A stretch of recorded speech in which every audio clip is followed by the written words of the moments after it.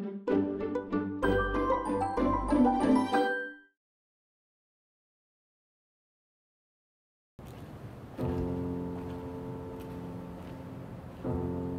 suis Klaus Drexel, réalisateur de Sous les étoiles de Paris.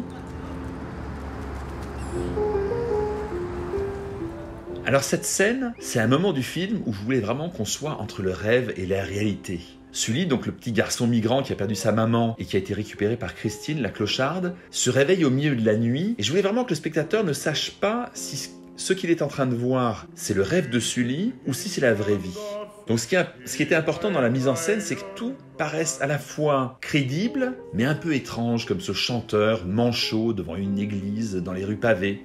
Und mit starren Fingern dreht was kann.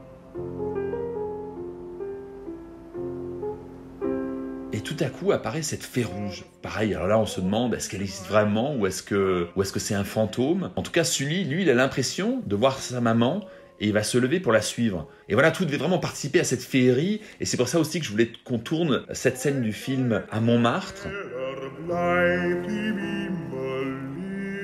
Mama. Mama. Und sein kleiner Teller bleibt ihm immer leer.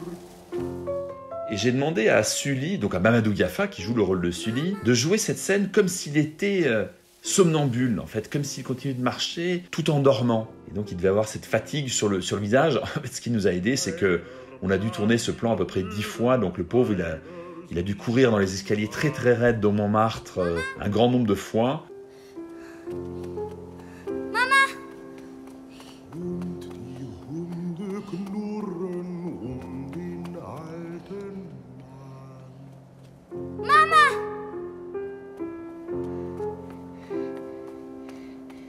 Und lässt es gehen, alles wie es will.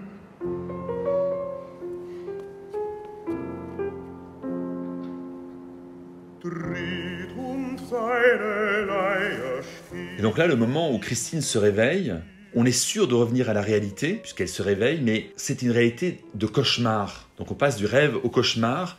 Je trouve que Valentin Hadjadj, le compositeur, a fait un très très beau travail sur la musique, parce qu'il reprend le lied de Schubert, d'Eli Hamann, et il dore cette musique pour en faire quelque chose de dissonant et d'angoissant, en fait.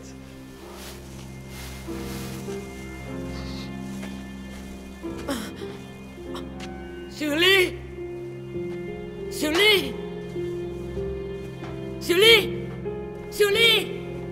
Tout à l'heure, donc on a choisi de faire partir Sully vers le haut, vers les escaliers magiques de Montmartre. Et là, Christine, elle part de l'autre côté, dans les rues qui descendent au bas de la butte et qui sont des rues beaucoup plus sombres et sinistres. Et cette ambiance, ce décor, participe à l'angoisse, à la folie qui est en train de monter en Christine. Et ce que j'aime beaucoup dans cette scène, c'est que on ne sait pas si la fée a vraiment existé ou pas.